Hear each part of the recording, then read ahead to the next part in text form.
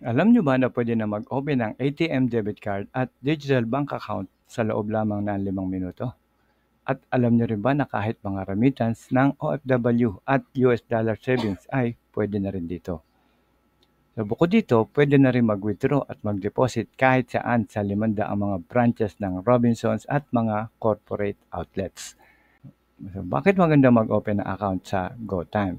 Ituturo ko sa inyo ngayon at kung paano natin gagamitin ang ating account. Tara, turo ko sa inyo. So una, what is GoTime Bank? So ano ba itong bangko na to? Ito ay isang digital banking na member ng Gokongwei Groups at saka Time Group at mga partners. Ito ay fully licensed at regulated ng Bangko Sentral ng Pilipinas. Kaya walang kakaba-kaba, member po siya ng PDIC at hanggang 500,000 per depositors. So isa pa ito sa fastest growing digital bank na sa loob lamang ng 14 months, meron na kaagad siyang 2 million customers. Imagine Okay, so paano? How to open an account sa GoTime?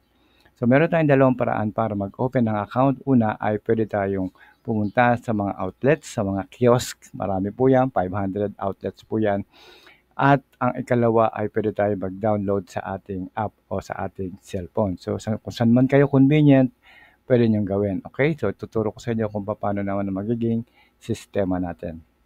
Una, mga requirements. So, kailangan ng valid ID, of course. Pwedeng passport, pwedeng UMID, pwedeng SSS-ID, postal ID, PRC, driver's license, voter's ID, o kaya ay yung pinaka-latest natin na PhilSys. Kalawa, kailangan din ng ating mobile number. Ikatlo, mag-provide ng mga basic details at information kasama ang ating name, residential address, saka occupation. And then lastly, at least 18 years old. Pwede na kayo mag-apply dito. So, paano naman natin i-download? Mula sa ating cellphone, click nyo lang yung GoTime Bank. Kamukha po niya nasa screen natin yung display. So, i-download nyo lang and then open natin yung account. Okay, so once na open na natin, makikita nyo na yung open an account sa ilalim. Okay, and then susunod na question naman niya, are you a Filipino citizen? So sagutin nyo lang and then click nyo lang yung next. And then susunod, are you a US citizen resident o green card holder? Kung yes or no. So sagutan nyo lang po yan. And then type continue naman to accept the terms and condition. So una, i-enter natin ang ating mobile number dyan sa space na yan. And then pagka-enter natin ng mobile number, hahanapan tayo ng OTP dun sa in-enter natin na number. And then, enter din natin ang ating email address. And then, susunod ay time to take the selfie. So, papakulan tayo ng picture. So, after ng selfie, papasok naman tayo sa select your ID type.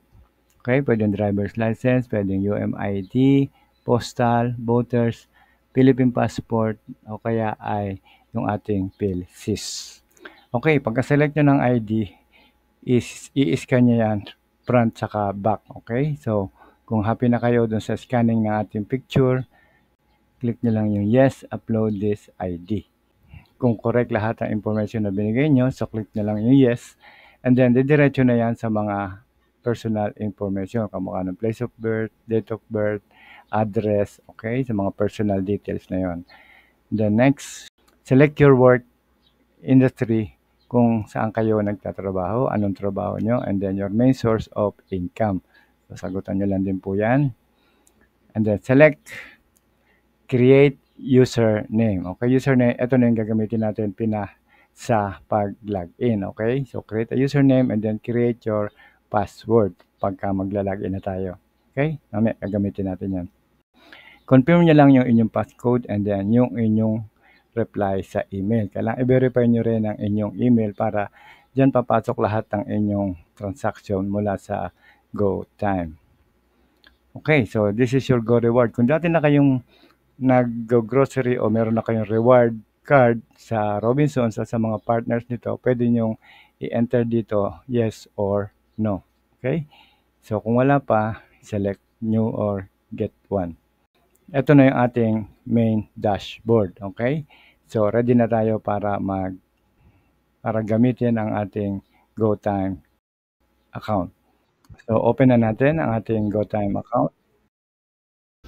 Enter nyo lang ang inyong login details at ang inyong password, yung i-register nyo kanina. Okay, mula po sa taas, yung peso sign, dyan nyo makikita ang inyong balance. Yan, kung meron pa kayong balance. At mga reward points, makikita nyo rin dito. Okay, at yung inyong savings, kung meron kayong savings, makikita nyo rin. So, and then, meron din siyang US time deposit. Okay, grow your money in US dollars and fixed term. Okay, so andyan po mga conditions. And then, kung kayo ay isang OFW, pwede po yan, US dollars. And yun sa ilalim ay yung inyong debit card. So, click nyo lang yung arrow sa kanan. Makikita nyo na ang inyong debit card, sample card, ATM card. Okay? Yan. Okay, pagkatapos nyong makuha ang inyong account, so pwede na kayong pumunta sa kahit saang Robinsons mga branches o kaya ay sa mga partner outlet at pwede nyo nang kunin ng inyong ATM debit card. Okay, so lalagay ko sa description yung link para sa list ng mga available na kiosk. So ito naman ang mga other partners na pwede kayong mag-transact. Okay, so lahat po yan po pwede kahit saan po dyan. Pwede kayong mag-transact ng business sa GoTime. Okay, kahit pagkuha ng card, meron din po dyan. So pag pumunta kayo sa Robinsons kiosk o kahit saan outlet na merong kiosk, meron po silang representative doon para i-assist kayo at tulungan kayo para mai-process agad ang inyong card, okay, ATM card. Okay?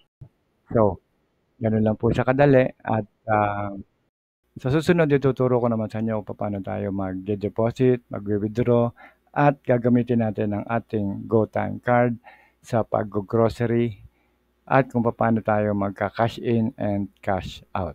Okay, so hanggang dito na lang sa ngayon at maraming salamat po sa panonood. Huwag niyo lang po kakalimutan mag-like, subscribe, and hit niyo na rin ang bell para updated kayo sa ating mga future videos. Mula po sa Promag TV, maraming salamat po and God bless.